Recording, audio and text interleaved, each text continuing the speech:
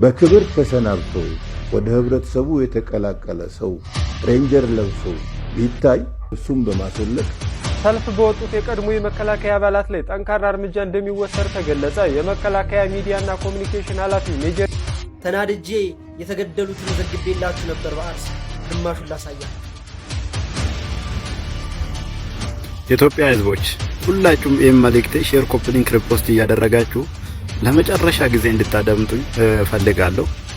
እነዚህ ልጆች እዚህ ላይ የምታዩቸው ትናንትና እየጨፈረ የሸኘ ካድሬ ፍራንሲስ ሲመጣ ከናቀ አናቱን ሁለት ቦታ ሰንጥቀና የኢትዮጵያ ንግድ ባንክ ደንበኞች አካውንታቸው በድንገት በመታገዱ ከፍተኛ ከፋይዳ መታወቂያና ከባንክ አካውንት ጋር በተገናኘ መጀመሪያ መጠየቅ ያለበት ጥያቄ ባንኮች ፋይዳችሁን ከባንክ አካውንታችሁ ጋር አላስተሳሰራችሁም በሚል የግለሰቦችን አካውንት የማገድ የመዝጋት ህጋዊ ስልጣን አላቸው ወይ? ሰላም ጤና ይስጥልኝ። ወድና የተከበራችሁ የንቁሃን ሚዲያ ቤተሰቦች እንደምን አላችሁ? እንደምስቃችሁ ያለው እግዚአብሔር ይመስገን። በያላችሁበት ሰላም ክርስቶስ ይብዛላችሁ። የተወደዳችሁ ውርቶቻችን በድጋሚ ሰበር በሆነ መረጃ ተመልሼ መጥቻለሁ። በዛሬ ቪዲዮ የምንመለከተው ሰሞኑን በቢሾፍቱ ደብረ ዘይት በተደረገው የተቃውሞ ሰልፍ ላይ እንግዲህ ለመከላከያ አባላቱ ጥብቅ ማስጠንቀቂያ ተሰጥቷል። ጉድ ያስባለ ዜና ነው የምንሰማው። እንግዲህ መረጃ አስተላልፋለሁ።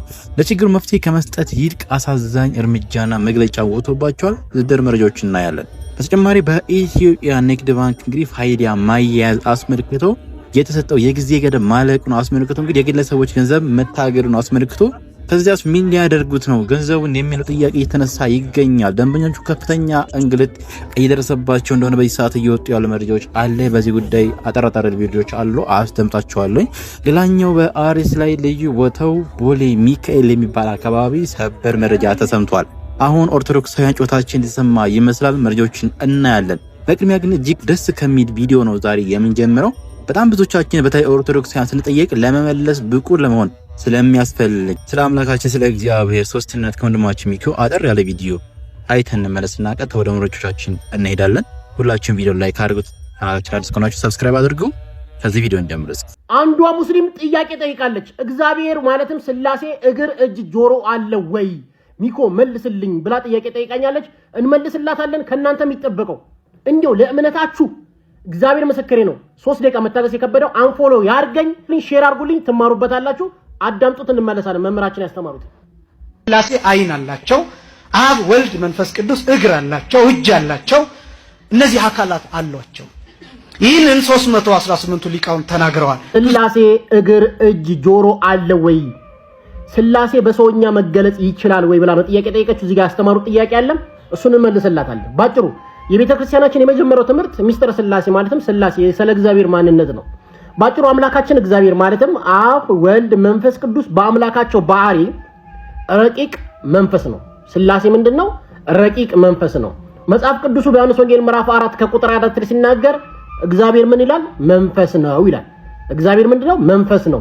እንደዚህ ካለ በኋላ ስለዚህ ስላሴ በመለኮታዊ ባህሪያቸው በምን ባህሪያቸው አዳምጪኝ፣ በመለኮታዊ ባህሪያቸው እንደኛ ስጋ የሆነ አይን ያለው ጆሮ ያለው እግር ወይም እጅ የላቸው ሚልና እግዚአብሔር በሁሉ ቦታ የሞላ ዳርቻ የሌለው የማይታይና የማይዳሰስ ረቂቅ አምላክ መሆኑን ቤተክርስቲያናችን ታምናለች። ባጭሩ ዮሐንስ ወንጌል ምዕራፍ 4 ላይ ምን ይላል? እግዚአብሔር መንፈስ ነው።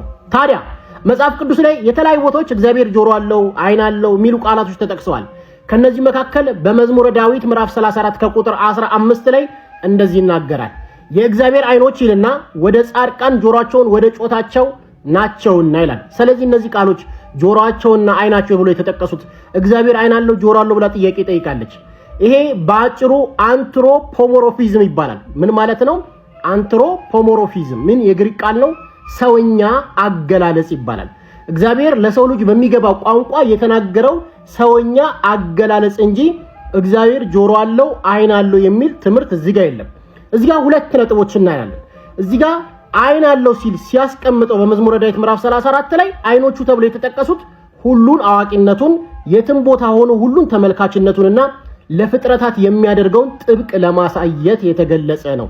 ሁለተኛ ጆሮ አለው ሲል ምን ማለቱ ነው? ጆሮ አለው ሲል የሰውን ጩኸት አዳማጭነቱን ጸሎታችንን ሰሚነቱንና ለማስረዳት የተጠቀመበት ቃል ነው። እዚህ ጋር ደግሞ እጅ እግር አለው ሲል ደግሞ ሁሉን ቻይነቱንና በሁሉ ቦታ መገኘቱን ፍጥረታትን ማስተዳደሩን ለማመልከት እንጂ እግዚአብሔር አይን፣ ጆሮ፣ እግር አለው የሚል ስላሴን በዚህ መልኩ የሚገልጽ ቃል የለም። ሚስጥረ ስላሴ ላይ አብ፣ ወልድ፣ መንፈስ ቅዱስ። ስለዚህ የሰው ልጅ ስለበደለ በስጋ የተገለጠው አምላክ ወይ የሰው ልጅ እግዚአብሔርን ይቅር ማለት ነበረበት። ስለዚህ ምድር ላይ አንድም ሰው ከእግዚአብሔር ቅዱስ ሆኖ እግዚአብሔር ጋር ሊያቀርበው የሚችል ቅዱስ የሆነ መስዋዕት ስላልተገኘም እግዚአብሔር ወልድ ማለት ነው የአብ ልጅ በስጋ ተገልጧል። ዮሐንስ ወንጌል ምዕራፍ 1 ላይ በመጀመሪያም ቃል ነበረ፣ ቃልም በእግዚአብሔር ዘንድ ነበረ፣ ቃልም እግዚአብሔር ነበር ይልና ዮሐንስ ወንጌል ምዕራፍ 1 ከቁጥር 14 ላይ ቃልም ስጋ ሆነ ጸጋንም እውነትን ተሞልቶ በእኛ አደረ ይላል። ስለዚህ እግዚአብሔር አንድ መለኮት አለው። ያ የማይዳሰስ የማይጨበጥ የማይደማ ረቂቅ የሆነ መለኮታዊ መንፈስ እንዳለው መጽሐፍ ቅዱስ ይናገራል። ቅድምም እንዳልኳችሁ እግዚአብሔር መንፈስ ነው። ሰው ግን ደግሞ በተለየ አካሉ ይገለጣል ብለን እናምናለን። ስለዚህ ወልድ በተለየ አካሉ ከድንግል ማርያም ድህረ ዓለም ተወለደ፣ ከስጋዋ ስጋ ከነሷ ነፍስ ነሳ እንላለን። ስለዚህ ኢየሱስ ክርስቶስ የተባለው አምላክ ፍጹም አምላክም ነው፣ ፍጹም ሰው ነው። ሰውነት ነው እኛን ይወክላል። ምክንያቱም የበደለው የሰው ልጅ ነው። የተበደለው ቅዱስ የሆነው እግዚአብሔር ነው። ባላንስድ የሆነ ይቅርታ ስለሚያስፈልግ ከእግዚአብሔር ጋር ሊያስታርቀን የሚችል ከእግዚአብሔር ጋር የነበረን የጠብ ግርግዳ ሊያፈርስ የሚችል ሰውነት ያስፈልጋል። ፍጹም የሆነ ሰውነት፣ ቅዱስ የሆነ ሰውነት ያስፈልግ ነበረ። እግዚአብሔር ዓለምን ለማዳን አንድያ ልጁን ሰደደ። ያ ወልድ በተለየ አካሉ ከድንግል ማርያም ተወለደ። ከድንግል ማርያም ሲወለድ ቃል ስጋ ሆነ። ስጋ ሲሆን ፍጹም ሰውነትን ተዋህዷል። ይሄ ሰውነት ማለት ነው። ልክ እንደኛ የሚደማ እንደኛ የሚቆስል የሚራብ የሚጠማ ፍጹም የሆነ ሰውነትን ተላበሰ።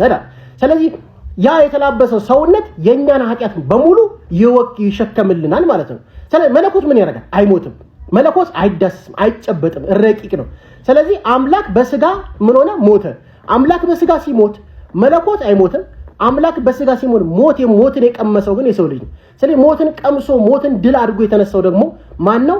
የማይሞተው መለኮት የሚሞተውን ሰውነት ገንዘብ ያደረገው የእግዚአብሔር አብ ልጅ የድንግል ማርያም ልጅ ወልድ ይባላል። ስለዚህ በስጋ የተገለጠው አምላክ ዓለምን ለማዳን ነው። ግን እንደ ስላሴ ግን ሚስጥረ ስላሴን ቅድመ ዓለም ስንመለከት ግን እግዚአብሔር ምንድነው? መንፈስ ነው። አይዳሰስም፣ ረቂቅ ነው፣ አይጨበጥም፣ በሁሉም ቦታ የሚገኝ በሁሉም ቦታ የሞላ ነው።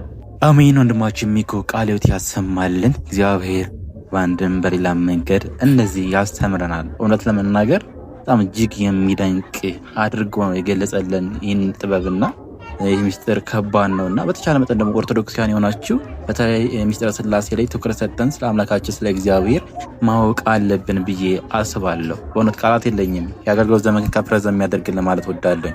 ከዚህ በመቀጠል ወደ መረጃዎቻችን እንሄዳለን። እስኪ ከዚህኛው ቪዲዮ እንጀምር። ሰበር መረጃ አለ። ዛሬ ግንቦት 8 አሁን ቪዲዮ ሰርች የላችሁ ነበር እንዳይታይ አድርገውብኛል። ቪዲዮን አካውንቴ በጣም ስለተጎዳ በደንብ ሼር፣ ኮፒ ሊንክ፣ ሪፖስት እያደረጋችሁ መረጃውን አድርሱት።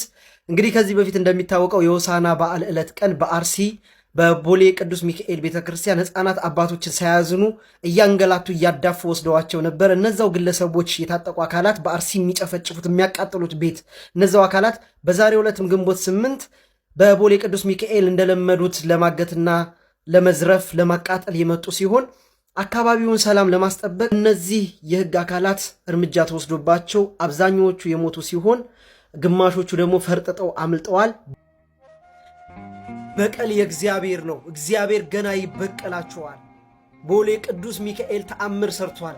በደብረ አሰቦት የተከፈለው ዋጋ ደም እየተመለሰ ይገኛልና እግዚአብሔር ክንዱን ሲዘረጋ ማንም እጠፍ የሚለው የለም። በቀል የእግዚአብሔር። ኦርቶዶክሳውያን እንደሰማችሁት ነው እንግዲህ በተለይ በአርሲ ላይ ከፍተኛ ኦርቶዶክሳዊ ተኮር ጥቃት እንደሚካሄድ ይታወሳል። ሁላችንም ኦርቶዶክሳውያን ድምጽ ለመሆን እየሞከርን ነው።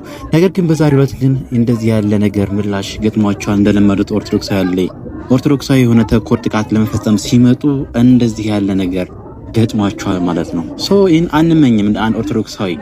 ዛሬም ልቦናቸውን መልሶላቸው ይህንን አረመኔ የሆነ ልባቸው ተመልሶ ወደ እውነት ወደ ሰላማዊ መንገድ መርጠው ሰላምን መርጠው ቢመለሱ ኦርቶዶክሳዊ የሆነ ተኮር ጥቃትን ቢያቆሙ ይሻላል ብለን ነው እንደ አንድ ኦርቶዶክስ ዛሬ መናገር የምንፈልገው። እንደዚህ ያለ እርምጃ ተወስዶባቸዋል። እርምጃው አግባብ ነው ብዬ አስባለሁ። ወደ ቀጣይ መረጃ እንሂድ። ሰልፍ በወጡት የቀድሞ የመከላከያ አባላት ላይ ጠንካራ እርምጃ እንደሚወሰድ ተገለጸ። የመከላከያ ሚዲያና ኮሙኒኬሽን ኃላፊ ሜጀር ጄኔራል እንዳልካቸው ወልደ ኪዳን ሰልፈኞቹ መብታቸው ተከብሮና አስፈላጊው ክፍያ ተፈጽሞላቸው በክብር ከመከላከያ የተሰናበቱ ቢሆንም አሁን ያደረጉት ሰልፍ ግን የህግ ጥሰት ነው ብለዋል። ማንኛውም የሰራዊቱ አባል የመለዮ ልብስ ለብሶ አድማ ማድረግና ሰልፍ መውጣት እንደማይፈቀድለት ገልጸው እነዚህ ግለሰቦች የህግ ጥሰት በመፈጸማቸው የመከላከያ ሚኒስቴር እርምጃ ለመውሰድ መዘጋጀቱን አስታውቋል። ሰልፉ ዛሬ ምርጫ ሲቃረብ መደረጉ ከበስተጀርባው የሀገሪቱን ሰላም የማይፈልግ ሌላ አካል እንዳለበት አመላካች ነው ያሉት ኃላፊው ማንኛውም አባል ጥያቄ ካለው በግልና በሰላማዊ መንገድ ብቻ መጠየቅ እንዳለበት አስታውቋል። በክብር ተሰናብቶ ወደ ህብረተሰቡ የተቀላቀለ ሰው ሬንጀር ለብሶ ቢታይ በአካባቢው ያለው መስተዳደር፣ በአካባቢው ያለ የጸጥታ ዘርፍ፣ ፖሊስ እንዲሁም ደግሞ በአካባቢው የሚገኝ የመከላከያ ሰራዊት ይሄንን ሰው ልብሱን በማስወለቅ ወደ ካምፕ ማስረከብና አባሉንም ለህግ ማቅረብ የሚገባው መሆኑን ለማሳሰብ ፈልጋለሁ። ቦርድ በወጡት ምክንያት እንግዲህ የተለያዩ ቪዲዮዎችን ሲሰራ ነበርኩ። ያ ቪዲዮ የሚያስጠይቀኝም ከሆነ ለመጠየቅ እርምጃ የሚወሰድብኝም ከሆነ እርምጃ ሊወሰድብኝ ይችላል። እኔ ከኢትዮጵያ ሀገሬ የትም ልሄድ ስለማልችል እርምጃ ሊወሰድብኝም ይችላል። እኔ እዚሁ ኢትዮጵያ ሀገሬ ውስጥ ነው ያለሁትና እንግዲህ እዛ ቦታ ለጥያቄና መልስ የቀረባችሁ ታላላቅ አመራሮቻችንና የምናከብራችሁና የምንወዳችሁ በዚሁ ሚዲያ ነው እንግዲህ ያ ቪዲዮ እናንተ ጋር ደርሶ ለጥያቄና መልስም ሊቀርብ የቻለው ብዬ አስባለሁ በመከላከያ እና እነዚህ ግለሰቦች ከዚህ የወጡም ከተቋሙ ምንም ቅሬታ እንዳሌላቸው ተቋሙ ምንም ነገር እንዳላሳነሰባቸው በሙሉ ነገር ከዚህ እንደሸኛቸው ቦርድ እንደወጡ እንደተሰናበቱ ሲናገሩ ነበረ። ግን የተለያዩ ደብዳቤዎች ድጋፍ የሚገባቸው በየወረዳቸው በየተወለዱበት ቦታ ሲመለሱ ድጋፍ ሊደረግላቸው የሚገባ ነገር አለመደረጉ፣ በዛ ደብዳቤ ምንም መፍትሄ አለመኖሩ በተለያዩ ወረዳዎች ላይ ሲናገሩ ሲጮሁ ጩኸታቸውን ሲያሰሙ ነበር። እኛም ያ ነገር ሊስተካከል ይገባል፣ ተቋሙ ይሄ ነገር ይገባዋል ብሎ ጽፎ ወረቀት እስከሰጠ ድረስ እዛ ቦታ ላይ ደግሞ መፍትሄ ሊያገኝና በዛ ነገር ማግኘት የሚገባቸው ማግኘት አለባቸው በማለት ነው መልእክታችን ስናስተላልፍ እኛም የነበር ነው፣ እነሱም ሲጠይቁ የነበሩ ይሄ ነው። ይሄ ደግሞ በግል የሚያስጠይቀኝ ከሆነ እኔ ለመጠየቅ ዛሬም ሆነ ነገም ዝግጁ ነኝ። እዚህ ጋር እንግዲህ ቦርዱ ያወጣው መግለጫ ሰምታችኋል። በጣም እጅግ የሚያሳዝን ነገር ነው። ወንድማችን ባጭሩ እያለ ያለው እሱም የሰራዊቱ አባል የሆነ ወንድም ነው። እዚህ ጋር የተፈጠረውን ነገር ነው ለማስረዳት የሞከረው። እነኚህ የሰራዊቱ አባል እንግዲህ ያደረጉት ነገር ትክክል የሆነ መንገድን ተከትለው ነው። መጨረሻ ላይ የሚሰማቸው ሲያጡ ነው በአደባባይ ወጣው እንደዚህ ያለ ድምጽ እያሰሙ ያሉ ይህ ጋር ነው ችግር የተፈጠረው። በአደባባይ ከወጡ በኋላ ነገሩ ገነነ። ጉዳዩ የተለያየ አጀንዳ ሰጥተው እንግዲህ የተለያዩ ጥቅሞች አውለውታል እያሉ ይገኛሉና እንግዲህ አግባብ አይደለም። ከዚህ በኋላ እንደዚህ ካደረጉ ከፍተኛ እርምጃ ነው የሚወሰድባቸው ጭምር ነው እንግዲህ ቦርዱ ያወጣ ያለው መግለጫ። በጣም እጅግ የሚያሳዝን ነገር ነው ተናገርላችኋለሁ። መደረግ ያለበትን መፍትሄ ሳይሰጥ እንደዚህ ያለ ማስጠንቀቂያ ማወጃቸው በጣም ያሳዝናል። ለማንኛውም ይህን ቪዲዮ ሰርቶ ነበር ወንድማችን፣ ላስደምጣችሁና እንመለስ። የኢትዮጵያ ህዝቦች ሁላችሁም ይህን መልእክት ሼር፣ ኮፒ ሊንክ፣ ሪፖስት እያደረጋችሁ ለመጨረሻ ጊዜ እንድታደምጡኝ ፈልጋለሁ። እነዚህ ልጆች እዚህ ላይ የምታዩቸው ከዚህም በፊት በጭንቅ ጊዜ በመከራ ጊዜ ትግልን የተቀላቀሉ የመከላከያ አባላት እንዲሁም የፖሊስ አባላት እንዲሁም የፌዴራል ፖሊሶችም የክልሎች ፖሊስም አባላት ያሉበት ናቸውና ቢሾፍቱ ከተማ ላይ የደረሰባቸው ያለ እንግልት በጣም የሚደብርና ለመስማት የሚዘገንን መሆኑን የብዙዎቻችን ጆሮ ውስጥ እየተሰማ ይገኛል እና እነዚህ አባላት እንግዲህ የመከላከያ የፖሊስ አካላት ላይ ማስፈራራና ዛቻ እየደረሰ መሆኑን ሰምተናል። ሽጉጥ አውጥቶ አንድ የከተማ አስተዳደር ከንቲባ የሆነው ሽጉጥ አውጥቶ የማስፈራራት አይነቶች እንዲሁም ቡድን አዘጋጅቶ አደራጅቶ እነሱን የሚያግቱ እነሱን እስር ቤት የሚያስገቡ እነሱን የሚይዙ እነሱ እንዳይናገሩ የሚያስፈራሩ አደራጅቶ እንዳለ እየሰማን እንገኛለን። በቢሾፍቱ ከተማ ላይ በተለያዩ ወረዳዎች ላይ በተለያዩ ክልላት ላይ እንዳለ የታወቀ ነው። ግን መናገር ያልቻሉ መናገር አቅቷቸው ዝም ያሉ ብዙዎች እንዳሉ እናውቃለን እና እንደዚህ አይነት ነገር እየተደረገ ይገኛል። እነዚህ ልጆች ከዚህም በፊት ለሀገራቸው ዋጋ ከፍሎ አካለ ጎደሎ ሆኖ የሞቱ ጓደኞቻቸው ስንቱ ያለ ተሰው ያሉ እነዚህ ደግሞ በህይወት የመኖር እድል አግኝቶ ዛሬ ወደ የቀያቸው ሲመለሱ እንግልትና መከራ እየደረሰባቸው ይገኛል። በጣም አሳፋሪ። ከዚህም አልፎ እኔ በጣም ያሳሰበኝና በጣም ስጋት የሆነብኝ ነገር እነዚህ አባላት ላይ ጸጥታ አስከባሪዎች አባላት ላይ እንደዚህ አነዛቻና ማስፈራራ ካደረጉ ስንት ሲቪል ማህበረሰብን እያሰቃዩ እያፈኑ ስቃይ እያደረሱበት እንዳለ መገመት አያቅትም፣ አያስቸግርም። እነሱ መናገር ስላልቻሉ ተደብቆ ያለ ስንት ነገር እንዳለ አሁን ይገባናል ማለት ነው። ስለዚህ ሁላችሁም ለነዚህ ልጆች ይሄ ቤት ጥያቄ ምንም እኮ አይደለም። ይሄ ቤት መሬት ምናምን መሬት ተሰጥቶ ቤቱ ካልተሰራበትም ምንድነው? መሬት ቤት ተሰርቶ ደግሞ ሰርቶ የሚኖሩ ካልላችሁ ይሄ እኮ ዘላቂ መፍትሄ ሊሆን ራሱ አይችልም። እቺ እኮ የመሬት ጥያቄ ማለት ማንኛውም ሌባና ጨበርባሪ ከስንትና ከስንት ቦታ አጠራቅሞ ይዞ የለ እንዴ? እቺ መሬት እኮ እነሱ አግኝቶ ነገ ሰርቶ የሚኖሩበት የሚተዳደሩበት ህይወታቸውን የሚተዳደሩበት ቤተሰቦቻቸውን የሚያስተዳድሩበት ካልላችሁ የቤት መሬት መሰጠት ብቻ እኮ መፍትሄ ዘላቂ መፍትሄ ሊሆን አይችልም። እነዚህን አካላት ማበረታታት አለንላችሁ ማለት ሲገባቸው እነዚህ አገር አፍራሽ የሆኑ በተለያዩ ክልሎች ላይ በተለያዩ ከተማዎች ላይ የሚቀመጡ ከንቲባዎች እንደዚህ አይነት ነገሮችን እያደረጉ ያሉ አገርን የማፍረስ እቅድ ያላቸው ለህገ መንግስትም የማይገዙ ለሀገራቸውም ፍቅር የሌላቸው ግለሰቦች እንዳሉ አዘንጉ። ስለዚህ እናንተ ሁላችሁም መንቃት መቻል ነው ያለባችሁ። ይሄ የአንድ መከላከያ ተቋም ጥያቄ ሳይሆን ይሄ የአንድ የክልል ፖሊስ አባላት ጥያቄ ሳይሆን ይሄ የሁሉም የኢትዮጵያውያን ጥያቄ መሆን መቻል አለበት። ስለዚህ ይሄን ቪዲዮ ሼር፣ ኮፒ ሊንክ፣ ሪፖስት እያደረጋችሁ ለብዙ ሰዎች አድርሱልኝ። የታሰሩም እንዳሉ ሰምተናል። አሁንም ሌላ ችግር ውስጥ ከመግባት በፊት የታሰሩ የሚፈቱ የተጠየቀ ጥያቄ እነሱ የጠየቁትም ያቀረቡትም ጥያቄ ትክክለኛው ጥያቄ ነው። መጠየቅ ባለባቸው ልክ ራሱ አልጠየቁም።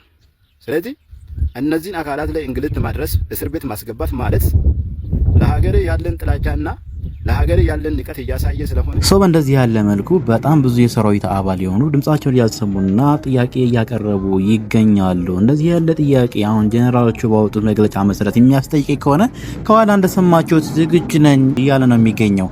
አንድ አባት በጣም ተናደው ያስተላለፉትን መልእክት ለሰራዊቱ አባል ላስደምጣችሁና እንመለስ።